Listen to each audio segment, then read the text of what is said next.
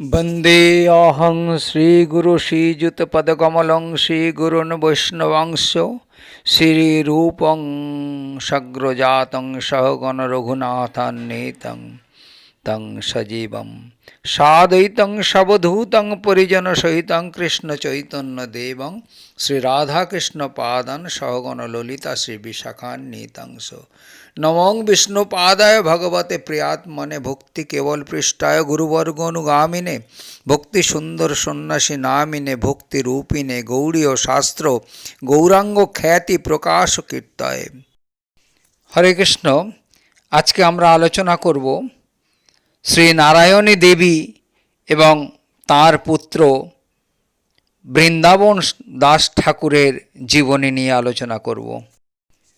श्रीमद् बृंदावन दास ठाकुरेर जननीर नाम श्री नारायणी देवी। श्री नारायणी देवी श्रीपाद श्रीवास पंडितेर भातृदुहिता।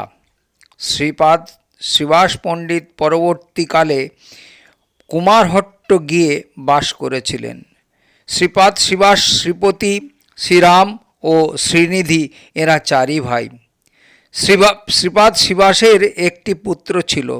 अल्प बयसे तार परलोक प्राप्ति हय। एरा पूर्वे श्रीहट्टे बास करतें। गंगा तीर्थे भक्त संगे बास कामना करे नवद्वीपे एलें। श्रीमन महाप्रभु जखन श्रीपाद श्रीवास अंगने महाभाव प्रकाश करे भक्तगण के आत्मस्वरूप दर्शन करिएছিলেন तखन श्री नारायणी देवी छिलेन 4 बछरेर बालिका।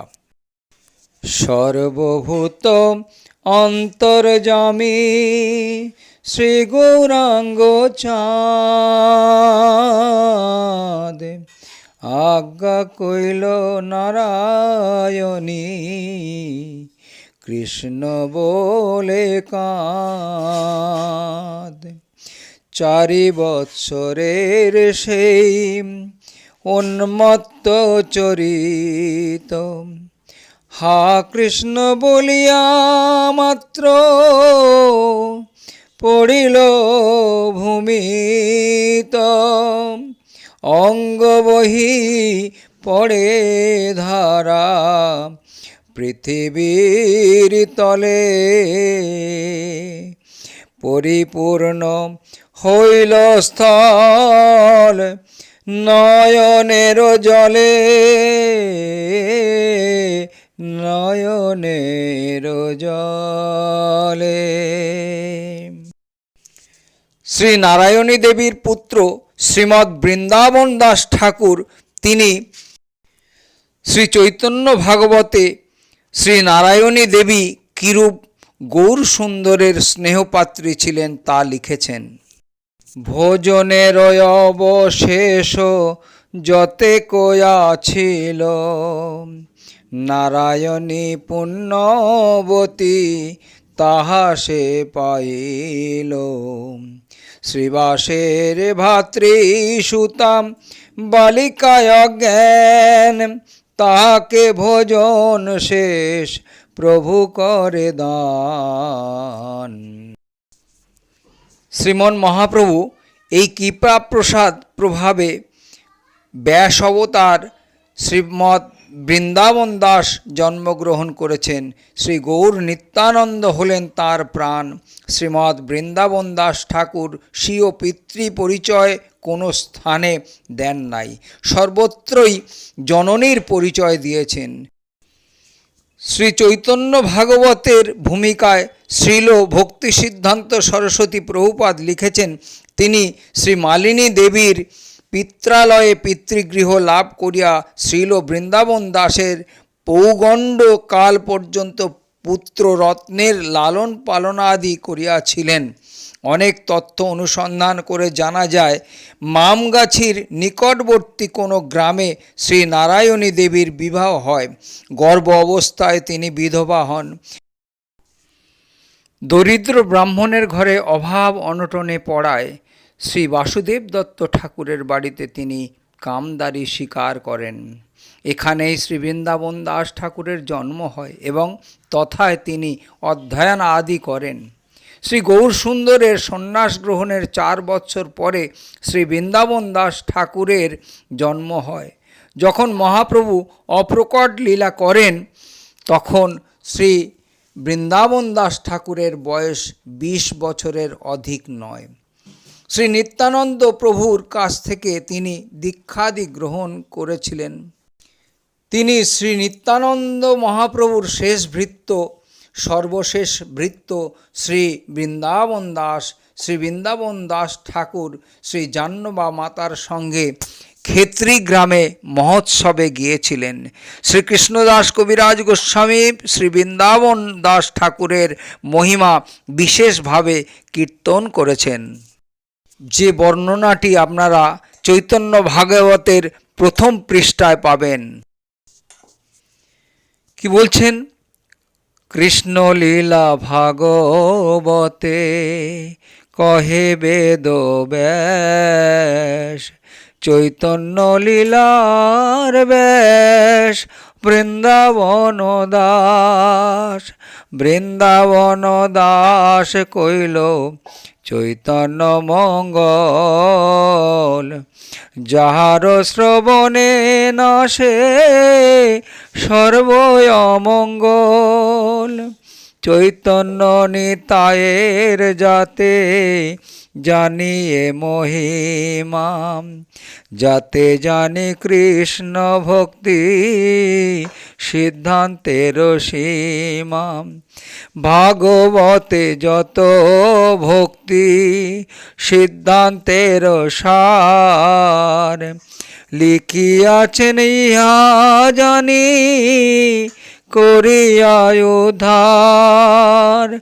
মনুষ্য রচিতে নারে হইছে গ্রন্থ ধন্য, বৃন্দাবন দাস মুখে বক্তা শ্রী চৈতন্য। বৃন্দাবন দাস পদে কোটি নমস্কার, ওইছে গ্রন্থ করিতে তারিল সংসার। কৃষ্ণ লীলা ভাগবতে কহে বেদ ব্যাস, চৈতন্য লীলার ব্যাস বৃন্দাবন দাস। এবার আপনারা আস্বাদন করতে থাকুন শ্রী পরমানন্দ সেনের জীবনী। শ্রীকৃষ্ণ চৈতন্য মহাপ্রভুর প্রিয় ভক্ত শ্রীমৎ শিবানন্দ সেন, তাঁর 3 পুত্র শ্রী চৈতন্য দাস, শ্রী রামদাস ও শ্রী পরমানন্দ কবি কর্ণপুর। এই কবি কর্ণপুরের দীক্ষাগুরু ছিলেন শ্রীনাথ পণ্ডিত। ইনি ছিলেন শ্রী অদ্বৈত আচার্যের শিষ্য।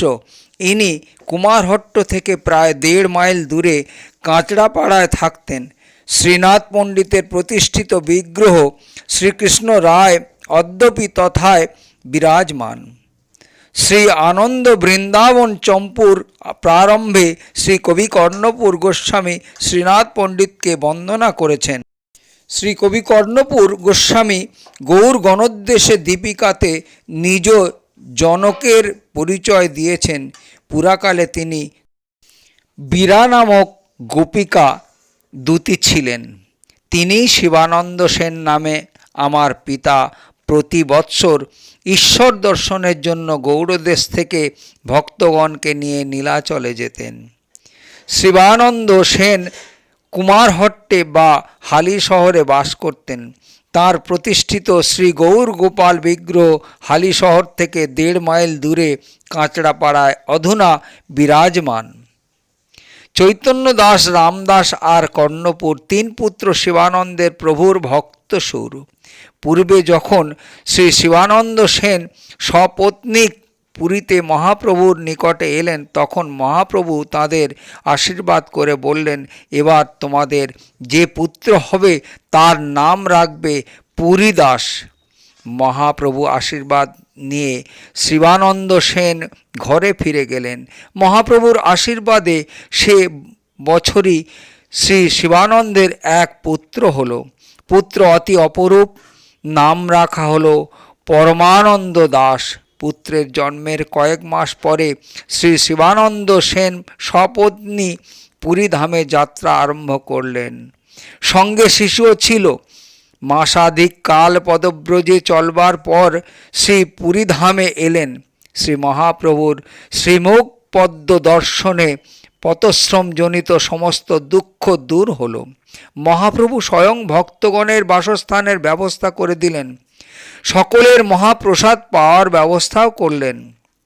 শ্রী শিবানন্দ সেন একদিন তিনি পুত্র নিয়ে দণ্ডবত করতেই মহাপ্রভু জিজ্ঞাসা করলেন, শেষ পুত্রের নাম কি রেখেছেন? শ্রী শিবানন্দ বললেন, পরমানন্দ দাস। মহাপ্রভু হাস্য করে বললেন, ওর নাম পুরীদাস। মহাপ্রভু বালকটির দিকে তাকিয়ে হাস্য করে জননী তাকে মহাপ্রভুর সম্মুখে রাখলেন।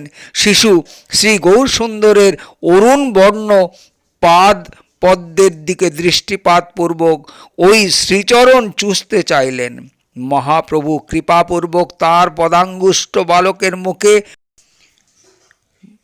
দিলেন এবং বালক আনন্দের সহিত তা চুষতে লাগলেন। শ্রী শিবানন্দের পুত্র প্রতি প্রভুর অহেতুকী কৃপা দেখে ভক্তগণ আনন্দে হরি হরি ধ্বনি করতে লাগলেন।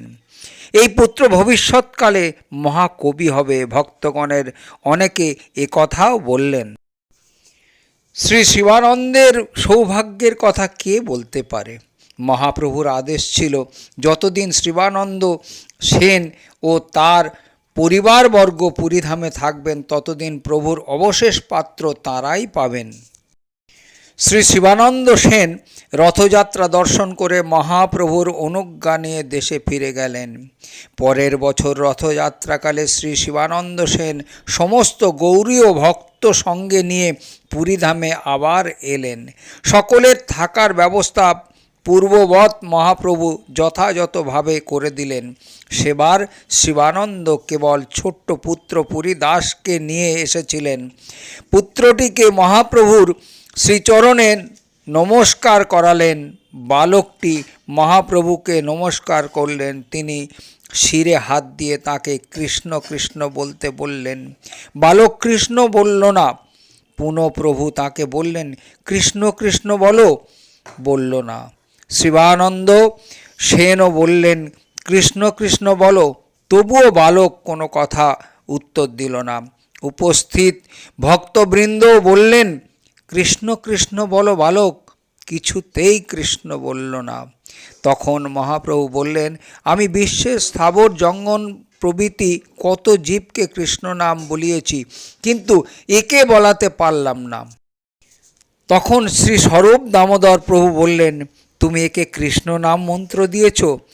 এ মন্ত্র সে কারো কাছে প্রকাশ করবে না। মনে মনে জপ করে অনুমানে আমি বুঝলাম। একদিন শ্রী শিবানন্দ বালককে নিয়ে নিজ বাসাঘরে চলে এলেন। সকলে বালককে বললেন, মহাপ্রভু তোমায় কৃষ্ণ বলতে বললেন, তুমি বললে না কেন?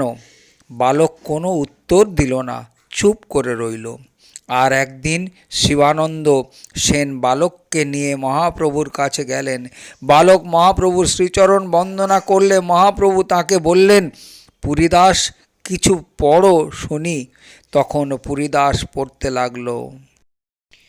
বালক পড়তে শুরু করলেন, শ্রবশ কবলয় মক্ষরঞ্জন মুরস মহেন্দ্র মণিদাম বৃন্দাবন রমণীনাং মণ্ডনমখিলং হরির জয়তি। যিনি শ্রবণ যুগলে নীল কমল, চক্ষের অঞ্জন, বক্ষের মহেন্দ্র মণিদাম, বৃন্দাবন রমণী দিগের অখিল ভূষণ, সেই হরি জয়যুক্ত হচ্ছেন। এই শ্রীকৃষ্ণ রূপ বর্ণনাত্মক শ্লোক 7 বছরের বালকের মুখে শুনে ভক্তগণ বিস্মিত হলেন। তারা বললেন, শ্রী গৌরসুন্দরের কৃপা শিশুর প্রতি নিশ্চয়ই হয়েছে। শ্লোক শুনে মহাপ্রভু ভাবাবিষ্ট হলেন। বালককে আলিঙ্গন করে আশীর্বাদ করলেন। সদা শ্রীকৃষ্ণ লীলা তোমার স্ফূর্তি হোক। শ্রী স্বরূপ দামোদর প্রভু বললেন, এই শ্লোকটি যেমন ভক্তের কর্ণপুর স্বরূপ, শিশুর এক নাম হবে কর্ণপুর। তাই পরে তিনি শ্রী কবি কর্ণপুর নামে খ্যাত হলেন। প্রায় 200 ভক্তের যাবতীয় খরচ বহন করে 1 মাস পদব্রজে চলে চলে শ্রী শিবানন্দ সেন প্রতি বছর পুরীধামে আসতেন। তার ধন জন সব ভক্ত সেবা ও প্রভু সেবার জন্য ছিল। শ্রী সেন মহাশয়ের গৃহে শ্রী নিত্যানন্দ প্রভু কখনো কখনো এসে অবস্থান করতেন। মহাপ্রভু যখন গৌড় দেশে আসতেন তখন তিনি তার গৃহে শুভ পদার্পণ করতেন।